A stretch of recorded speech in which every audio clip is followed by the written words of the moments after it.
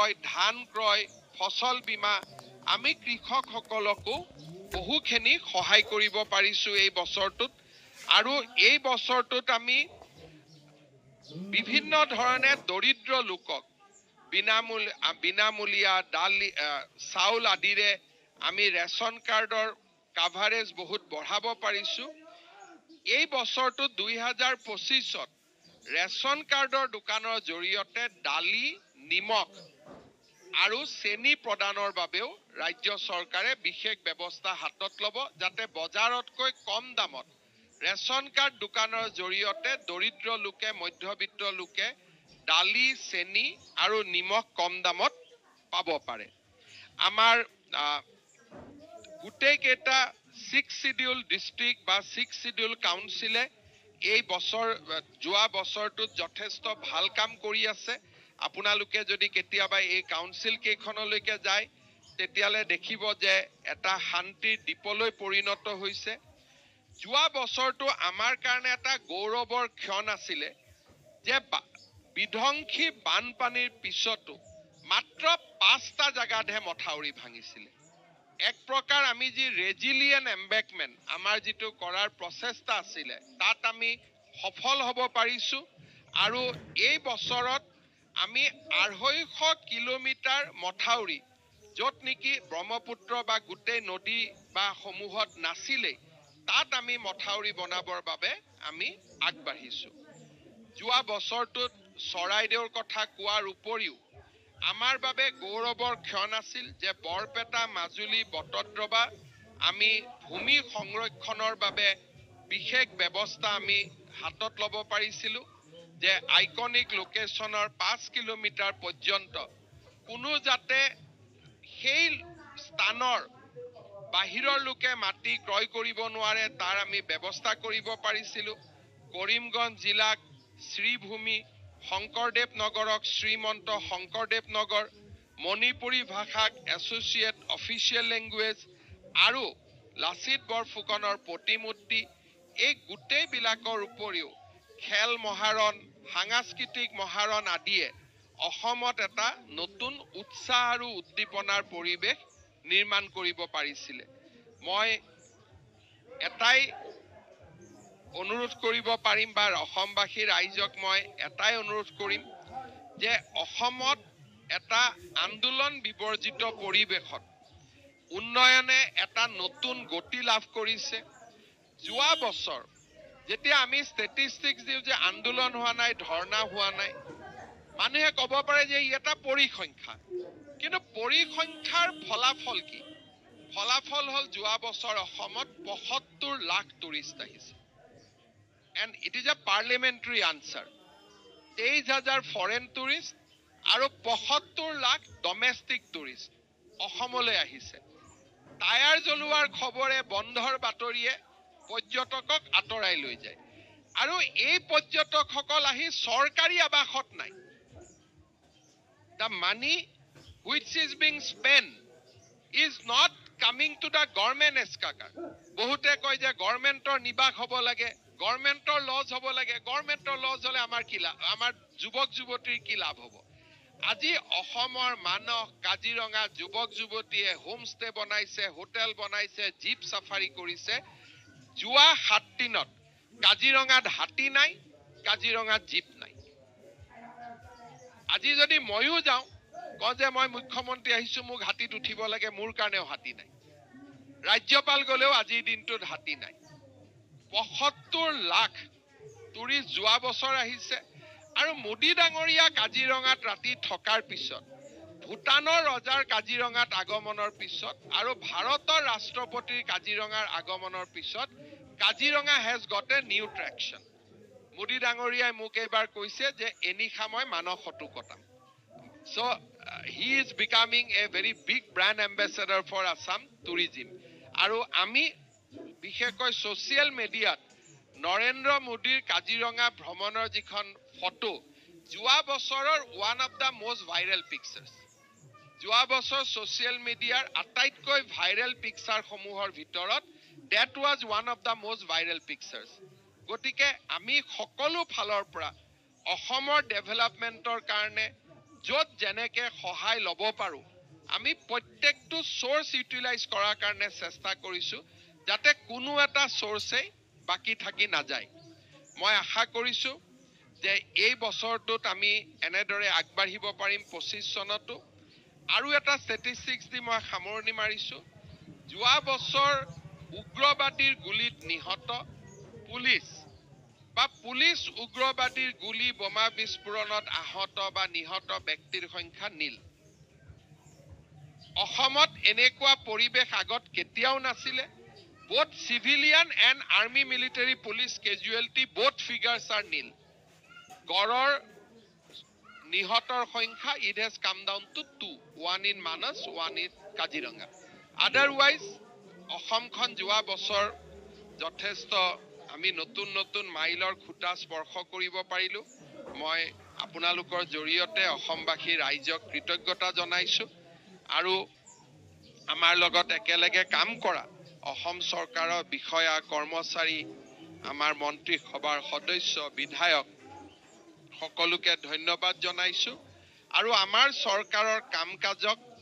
বিভিন্ন ধৰণে বিশ্লেষণ কৰি আমাক আগবাঢ়ি যাবলৈ সুবিধা দিয়াৰ বাবে সংবাদ মাধ্যমকো মই ধন্যবাদ জনাইছো আপোনালোকে যদি কিবা মোৰ পৰা জানিব বিচাৰে সুধিব খোজে আপোনালোকে সুধিব পাৰে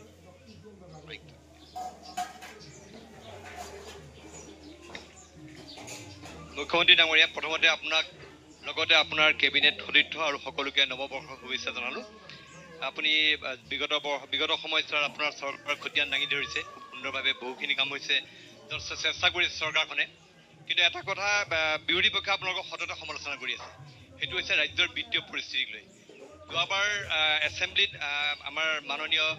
বিত্তমন্ত্ৰী অজন্তা নেওগ ডাঙৰীয়ানে তেখেতে কৈছিল 1.15 ট্ৰিলিয়ন তাৰমানে 1,15,000 কোটি টকা লাখ কোটি টকা আপোনাৰ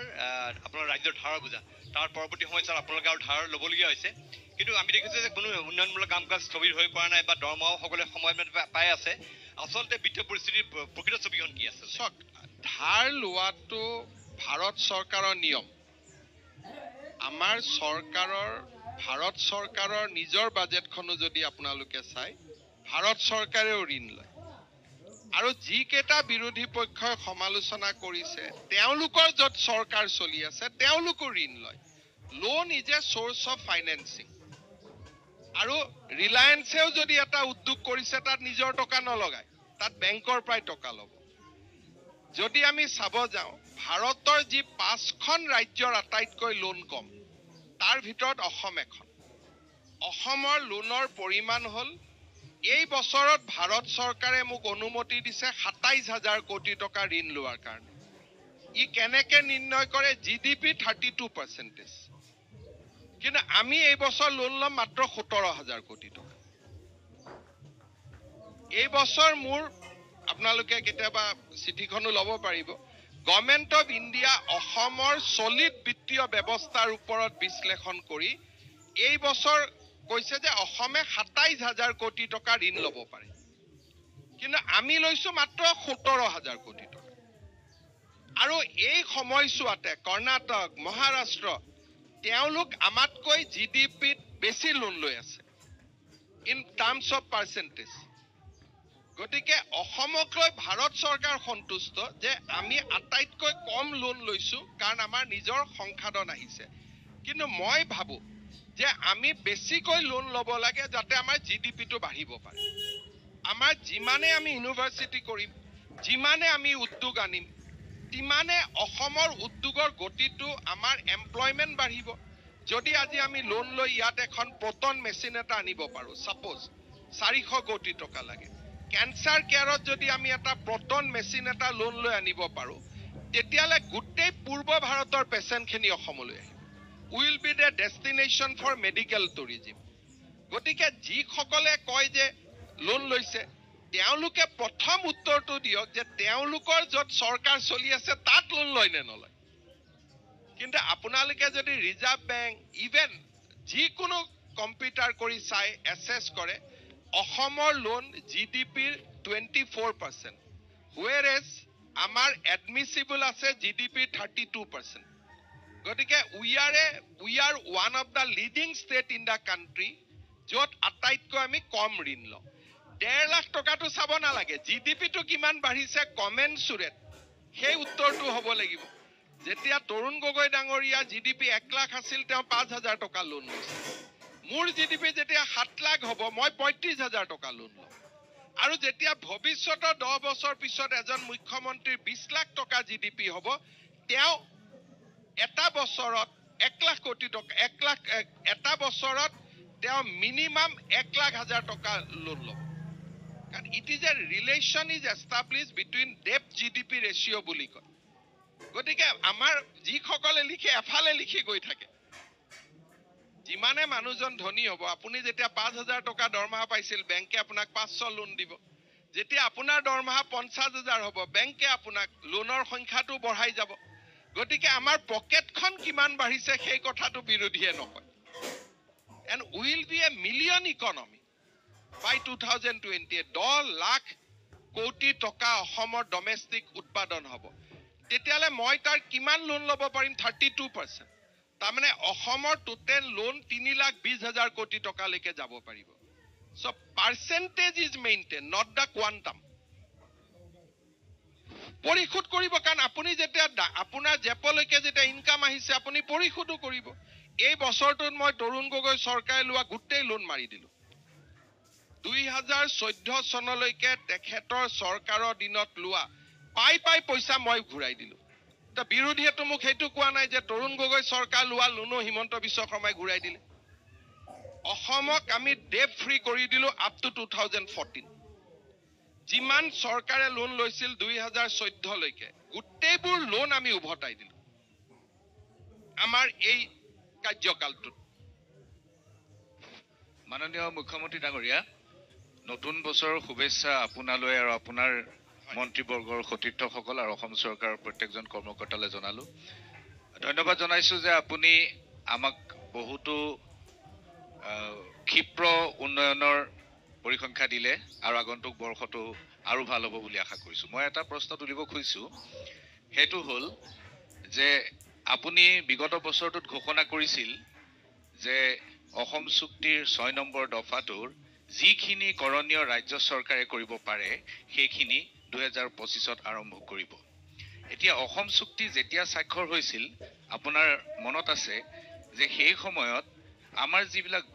জনগোষ্ঠীয় যি এথনিক গ্ৰুপ আছে এই এথনিক গ্ৰুপ বিলাক তেওঁলোক আসলতে অসম চুক্তিৰ ষ্টেক হোল্ডাৰ নাছিল এতিয়া 6 নম্বৰ দফা যেতিয়া আপুনি কাম কৰিবলৈ যাব তাৰ ফলাফল কেনেকুৱা ধৰণৰ হ'ব পাৰে এতিয়াই আমি ধৰিব নোৱাৰো এটো পজিটিভ নেগেটিভ তাত বহুত থাকিব পাৰে এতিয়া এই এথনিক গ্ৰুপ বিলাকৰ লগত চৰকাৰে আলোচনাৰ প্ৰক্ৰিয়াটো আৰম্ভ কৰিছে নেকি বা কৰাৰ প্ৰয়োজন আছে নে নাই এই কথাটো আপুনি কি ধৰণে বিবেচনা কৰিছে সক আমি অসম চৰকাৰে এথনিক গ্ৰুপসমূহৰ লগত we maintain a day to day relationship যেনেকে অহাকালিও 3 তাৰিখে মই নিজে ৰাভা হাছঙৰ কাৰ্যালয়লৈ যাম with the delegation of Assam government officials